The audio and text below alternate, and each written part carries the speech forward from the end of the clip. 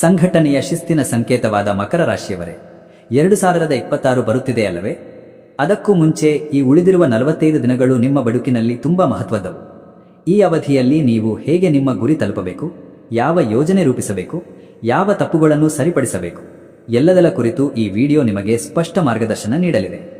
ಆದರೆ ಆರಂಭಿಸಲು ಮುಂಚೆ ನಿಮ್ಮ ರಾಶಿಯ ಅಧಿಪತಿಯಾದ ಶನಿದೇವ ಹಾಗೂ ನಿಮ್ಮ ಅದೃಷ್ಟ ದೇವತೆಯಾದ ಶ್ರೀ ನರಸಿಂಹ ಸ್ವಾಮಿಯವರ ಹೆಸರನ್ನು ಕಾಮೆಂಟ್ ಮಾಡಿ.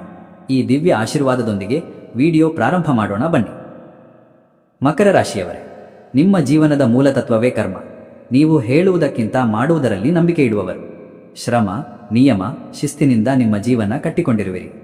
ಇತರರು ಕಾಣದ ಮಾರ್ಗವನ್ನು ನೀವು ನಿಮ್ಮ ಪರಿಶ್ರಮದಿಂದ ತಯಾರಿಸುವ ಗುಣ ನಿಮಗಿದೆ. 2025 ನಿಮ್ಮ ಧೈರ್ಯ ಮತ್ತು ತಾಳ್ಮೆಯ ಪರೀಕ್ಷೆಯ ವರ್ಷವಾಗಿತ್ತು. ನೀವು ತುಂಬಾ ಶ್ರಮಿಸಿದ್ದೀರಿ, ಆದರೆ ಫಲ ವಿಳಂಬವಾಗಿದೆ. ಕೆಲವರು ಕೆಲಸದಲ್ಲಿ ಅತಿಯಾದ ಹೊಣೆಗಾರಿಕೆಯಿಂದ ತೊಡಗಿಕೊಂಡಿದ್ದಾರೆ. ಕೆಲವರಿಗೆ ಹೊಸ ಮಾರ್ಗದ ಬದಲಾವಣೆ ಒತ್ತಡ ತಂದಿದೆ. ಆದರೆ ಇದೇ ಒತ್ತಡ ನಿಮ್ಮ ಒಳಗಿನ ನೈಜ ಶಕ್ತಿಯನ್ನು ಹೊರತೆರೆಯುವ ಸಾಧನವಾಗಿದೆ. ನೀವು ಹಾದು ಹೋಗಿದ್ದ ಈ ವರ್ಷವು ನಿಮಗೆ ಒಂದು ದೊಡ್ಡ ಪಾಠ ಕಲಿಸಿದೆ. ಯಶಸ್ಸು ತ್ವರಿತವಾಗಿ ಬರೋದಿಲ್ಲ, ಆದರೆ ಶಾಶ್ವತವಾಗಿ ಬರುವುದಾದರೆ ಅದು ಶ್ರಮದಿಂದ ಮಾತ್ರ ಬರುತ್ತದೆ. ಮಕರ ರಾಶಿಯವರು ಒಳಗೆ ಶಾಂತವಾಗಿದ್ದರೂ ಹೊರಗೆ ಕಠಿಣವಾಗಿ ಕಾಣುತ್ತಾರೆ.